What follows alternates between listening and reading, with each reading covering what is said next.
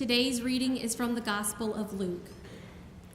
Then Jesus said to the disciples, "There was a rich man who had a manager, and charges were brought to him that this man was squandering his property. So he summoned him and said to him, 'What is this that I hear about you?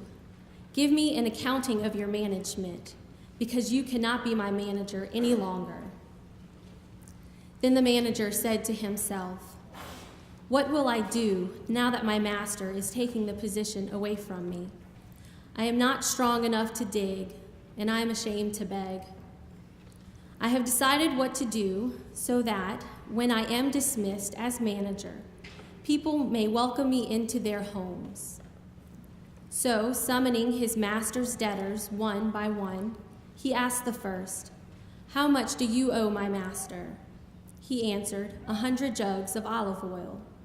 He said to him, 'Take your bill, sit down quickly, and make it 50. Then he asked another, 'And how much do you owe?' He replied, 100 containers of wheat. He said to him, 'Take your bill and make it 80. And his master commended the dishonest manager because he had acted shrewdly. For the children of this age are more shrewd in dealing with their own generation than are the children of light. And I tell you, make friends for yourselves by means of dishonest wealth, so that when it is gone, they may welcome you into the eternal homes. Whoever is faithful in a very little is faithful also in much, and whoever is dishonest in a very little is dishonest also in much. If then you have not been faithful with the dishonest wealth, who will entrust to you the true riches? And if you have not been faithful with what belongs to another, who will give you what is your own? No slave can serve two masters, for a slave will either hate the one and love the other, or be devoted to the one and despise the other. You cannot serve God and wealth." The Pharisees, who were lovers of money, heard all this, and they ridiculed him. This is the gospel of the Lord. Thanks be to God. Thanks, Missy.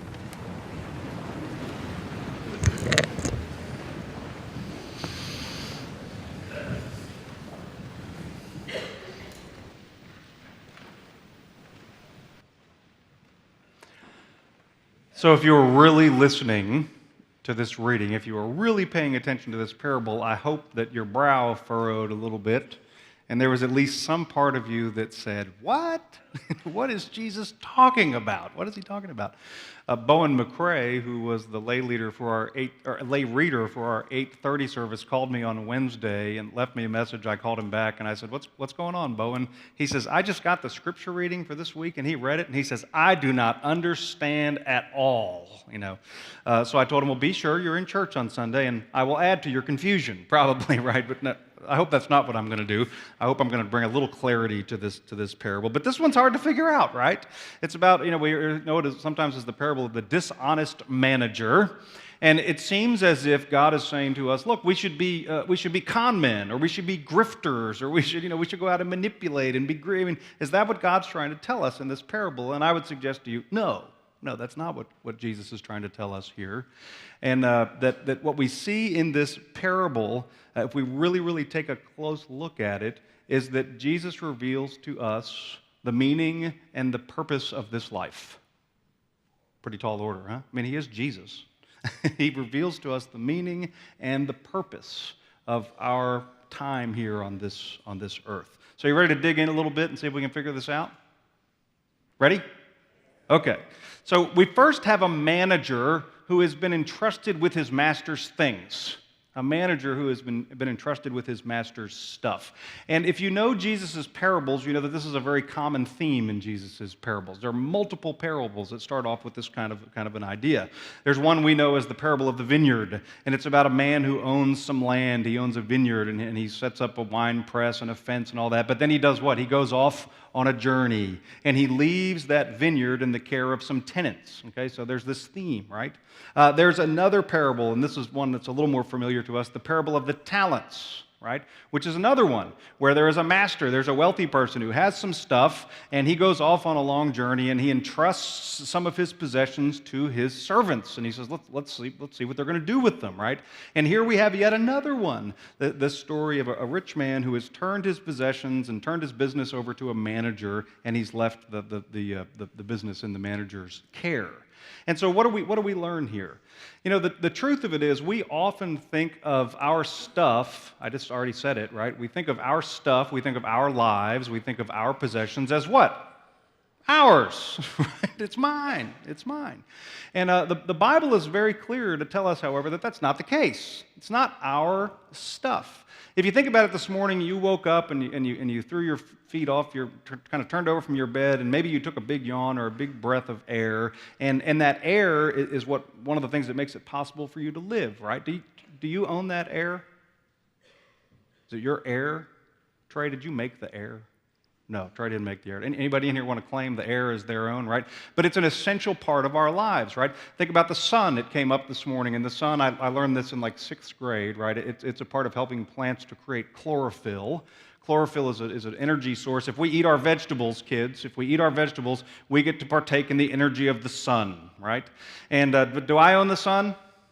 Dr. Weldon, do you own the sun? Did you make the sun? I mean, whose sun is it, right? It's not mine. It's not mine.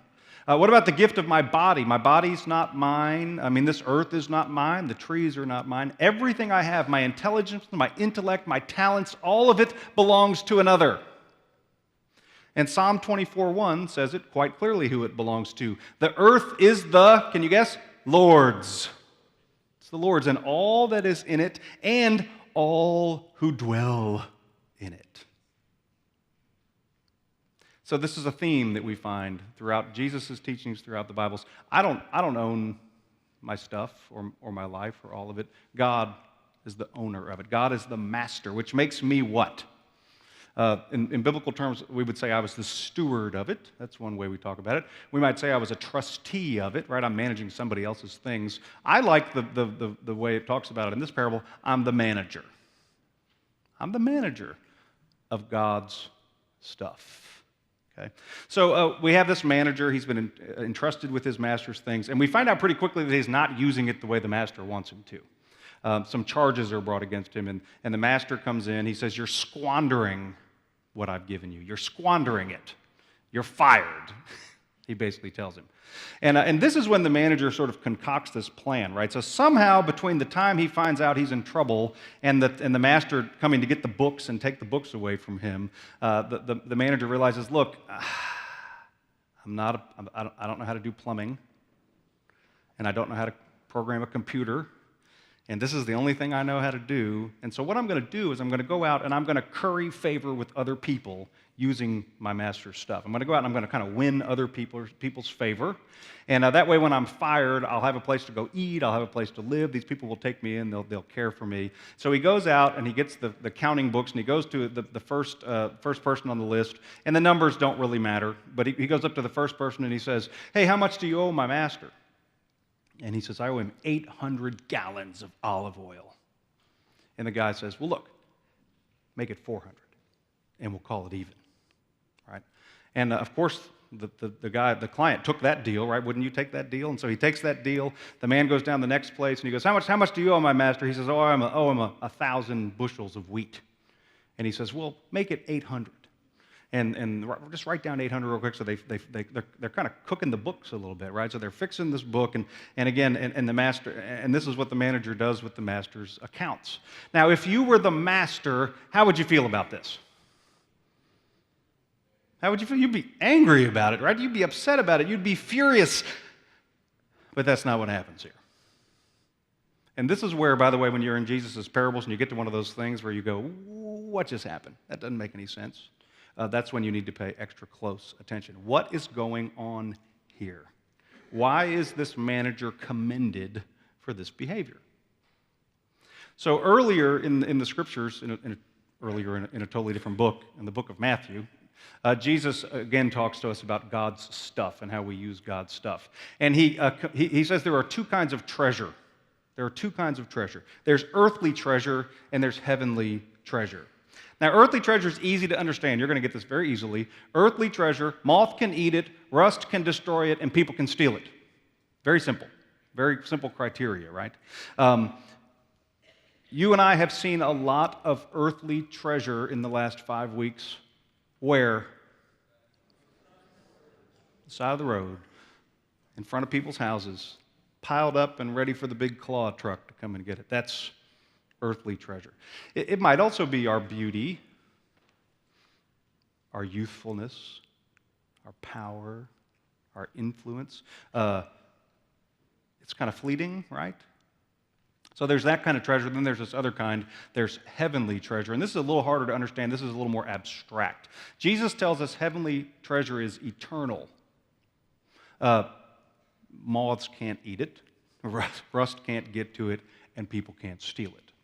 And I've come to understand that what Jesus is talking about with this kind of treasure is it's joy. And it's generosity.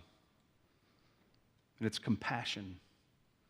And it's love, and it's kindness, right? It's eternal. People can't take that away from you. In other places in the New Testament, Jesus describes this type of treasure as being rich towards God. It's another beautiful, being rich towards God. So you got the idea? You got earthly treasure, you got heavenly treasure. Have you got it? All right, we're going to play a little game. Let's see if you got it. Ready? So you're out shopping for a car. Sorry to do this to you, Buck. We're out shopping for a car, and there's the different levels. You can get different packages you can get, and you look at that top package, and boy, it's just got everything. I mean, it will warm your bottom and cool your bottom, and warm your hands and cool your hands. It has Wi-Fi in it, I mean, it's got everything, and you just have to have it, and so you buy it. You buy that top package. Earthly treasure or heavenly treasure? You got it. So you go out and you go to Lowe's, and you're in the line, and you buy 10 $50 gift cards to Lowe's, and you go out in a neighborhood in a flood area, and you just go knock on a door, and you just give somebody a $50 gift card, and you go to the next house, and you give a $50 gift card, and you give another $50 gift card. Earthly treasure or heavenly treasure? Heavenly treasure, right? Here's what I love about this transaction, by the way, because you take something that's earthy, and you exchange it. You take an earthly treasure, a temporary treasure, and you convert it into an eternal treasure. Okay, so here's another one.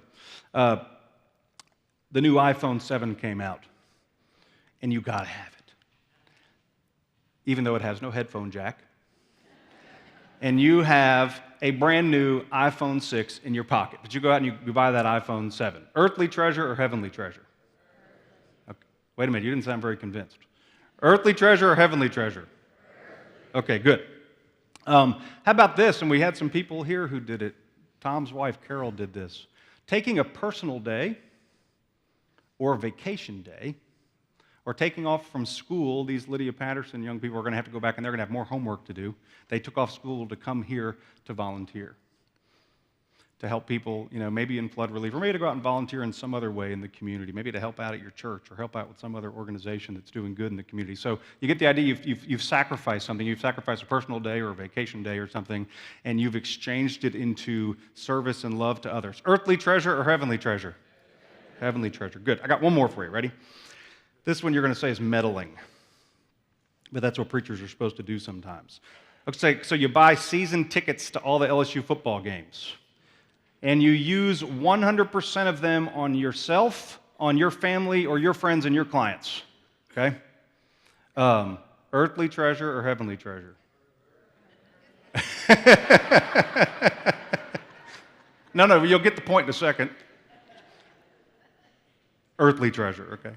How about if you took one set of those tickets, just one set, and I'm not talking about to the throwaway games. Everybody gives those tickets away. But maybe a good, important SEC game, and you gave them to Big Buddy, the program Big Buddy in Baton Rouge, or you gave them to Hype, our after-school program, so that an underprivileged group of kids might be able to go to Tiger Stadium and experience the joy of that, right, Jerry? I mean, it's fun. But you give that gift to somebody else, somebody who really needs it. Earthly treasure or heavenly treasure? But you get the idea. So you take what's earthly treasure and you convert it. You exchange it into heavenly treasure. So you got the idea? Got the idea. So back to the story about the manager. The master commends the manager. Why? Why? It's not because he's crooked. It's not because he's a con man. It's not because he's gamed the system. That's not any of the reasons. The master commends the manager because the manager is finally running the business the way the master would. And your business people are going, wait a minute, that's not a business model that I'm familiar with. You give away my stuff, you forgive people, you offer them mercy, you offer them grace. If you owed your credit card company $10,000, first of all, come and talk to me or Chris King, and we'll get you enrolled in Financial Peace University. But let's say you owe your credit card company $10,000, and they call you up and they go, hey, we're just going to charge you for $2,000 of it. Just $2,000, okay? What do you call that? A miracle is the first thing you call it. Right? The second thing you would call it is what do we do? Bank people in here, what do you do? What do you do with a loan? You forgive it. Right? You forgive. And isn't that what this manager went out and did? He forgave somebody's debt. Who does that sound like? If you had to spend 10 years in prison and you're doing your time and you've filled 2 years of that sentence, and the judge one day wakes up and he decides to call the warden and he says, forget about it. He says, just let him out after 2 years. Just give him 2 years again. What do you call that? We actually would use the term, but pardon. Right? You got to pardon. We in the church might call it mercy. We might call it grace. Who do we know who acts like that? Who do we know who acts like that? And if you look in other of Jesus' parables, the rich man in these parables, the master in these parables, is often ridiculous like this, right? There's one story he tells about the parable of the unmerciful servants, where the master has 2 servants and they owe him a debt. And you remember what the master does? If you know that sermon, what's he do? He forgives their debts. Now, that's not how I would run my business. But that's how God runs his. That's how God runs his. And so this manager in Jesus' story is finally running the business the way God would run it. You with me? He's finally running it the way God would run it. And the manager, the owner says, good job. Good job. Now there's one little other bit of hanging information that we have to deal with. Ready? The manager is not doing this for the greatest of motives, is he? What's his motive? We would call it CYA, right? I mean, he's not doing it. He's not doing it out of altruism or out of love or out of compassion or care for the people. But he's doing it, isn't he? And the truth is, we all have to start somewhere, don't we? We all have to start somewhere. So motivation, let's think about it as a secondary thing in this parable. So if one of my kids was in Walgreens and was walking by that long counter of candy and candy bars and all that kind of stuff and thought in their head, I'm going to take one of those. I'm going to take a Snickers bar, right? And they thought better of it because they knew that if they got caught, they would be in trouble with me, right? Or in trouble with their mother, okay? Is that the best motivation for not stealing a candy bar? Is it? It's not the best motive. I would hope they would do it because they respect the owner, they have a value other people's things. But they did the right thing, didn't they? Regardless of the motive, they did the right thing. Or think about it, if you were going to if somebody made you mad and you wanted to kind of sock them in the nose, right? And you stopped yourself because you knew if you did, they could take you to court, they could sue you, and you didn't want to mess with all that. So you stopped yourself from hitting somebody. That's not the greatest motive in the world, right? But you still did the right thing, right? You didn't punch somebody in those. So the manager's motive in this story is not the greatest in the world, okay? But he still does the right thing. He's headed in the right direction. And don't you want to say to people, good job, at least you got that much. Good job, you got that much. See, sometimes we do the right thing for the wrong reasons, don't we? Sometimes, people, I do. You do the right thing for the wrong reason, it's still the right thing. So we're not going to hold that against the manager. And I like to think that later the owner came and kind of took him along and said, hey, all right, you're kind of catching on here about how I run my business, but we'll talk about your motive another time, right? So as always with Jesus' parables, we always have to bring it back where? Got to bring it back here. So you and I are managers of God's things, the blessings that God has given us in this life. We're managers of them. How are we doing with that? How are we doing that? What am I using it for? Am I using it, to build up lots of stuff for me and mine and stuff that moth's going to come in and rust is going to destroy? Or am I converting that and using it for God's purposes and for God's plan and for God's work in the world. You ever find yourself coming up empty at the end of a day? I get home sometimes and Tasha says to me, "Hey, Brady, what did you do all day today?" And I go, I don't remember.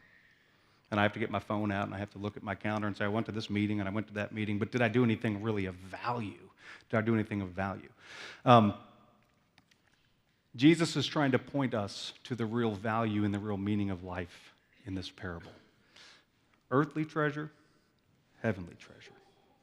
Doing it our way, doing it God's way. So I know I'm over. You all have to hear this story. It'll be worth your time.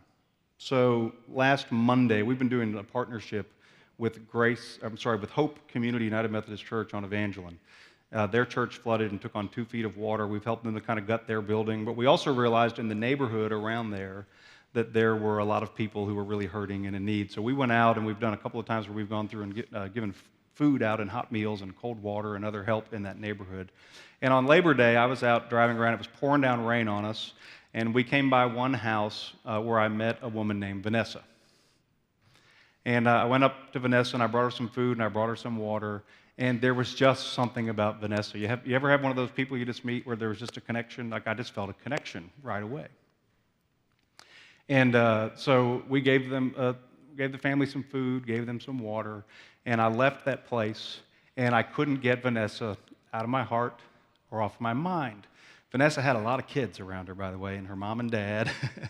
And I just left there feeling like I need to do something. I need to go back and talk to Vanessa a little more, need to hear a little more about her, and also to bring her a gift, bring her some relief from our church, because I could tell they needed it. I could really tell they needed it. So I finally arranged to go back, and when I really got to talk to her mom and I really got to talk to Vanessa, I learned an amazing, difficult part of Vanessa's story that I want to share with you.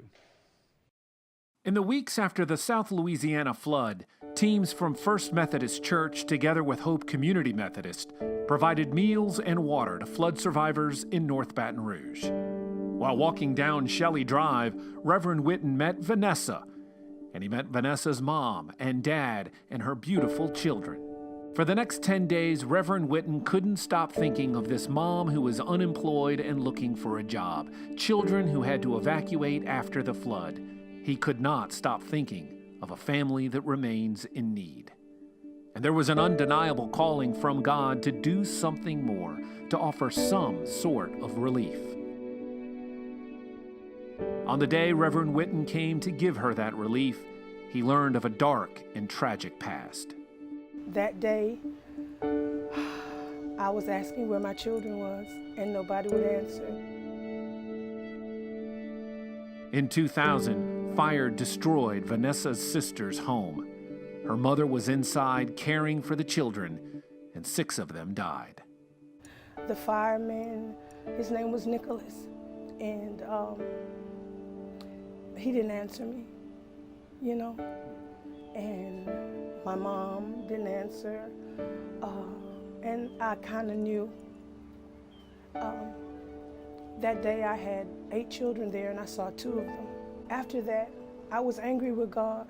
I pulled myself away and I went in my sister's backyard and I just yelled at him, why, I was just angry. For many, the loss of 6 children in a house fire and a devastating flood would be enough to challenge anyone's faith. During all the turmoil, there's peace, and that's what I hold on to every day. And when Reverend Witten gave her the gift he came to give, she also found joy and a reminder that God cares. You don't know, oh my God, oh my God, oh my God, oh my God. Oh Father, thank you, Lord Jesus. Pastor, you don't know what you've done. You don't know what you're doing. It's not me. I know, and I thank you for allowing him to use you. I thank him for allowing him to use you. Thank you so much. Just let me take it in. God, Jesus, Father, I thank you right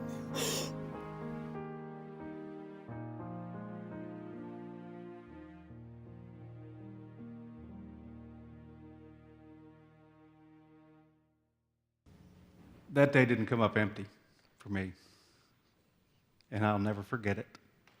And the reason I was able to do that is because you all have been generous to this church, and we do take some of what you give us, and we give it back into the community for people who are in need. We take some of what has been earthly treasure, and what do? We exchange it.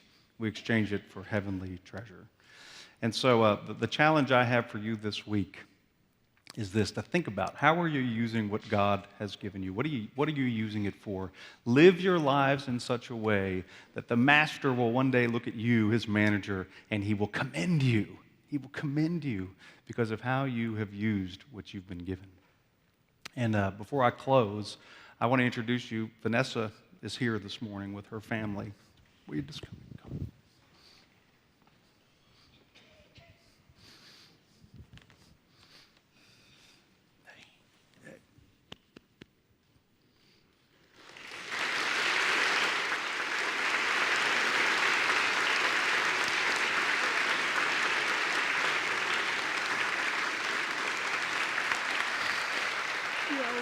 Yeah, I want to say one thing. She's looking for a job. She's very articulate. She's very smart. She has a good resume. So if any of you know anybody who's looking to hire, let me know, okay? Thank you. Yeah.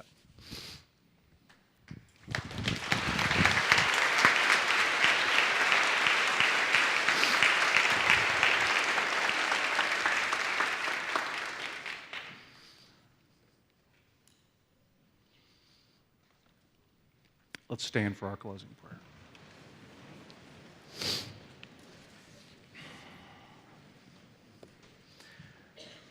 Lord God, we thank you for Jesus, for his teachings, for the challenge that he gives us to stop living empty lives, taking the things that you've given us and just using them for our little stories. But to take all that you've given us, our talents, our time, our money, our gifts, this whole life, and to convert it, to exchange it into heavenly treasure. So, Lord, I ask that you challenge me and that you challenge all of us to live each day with that purpose, knowing that when we do, we will have found the ultimate purpose and meaning in life. And we pray these things in Jesus' name. Amen.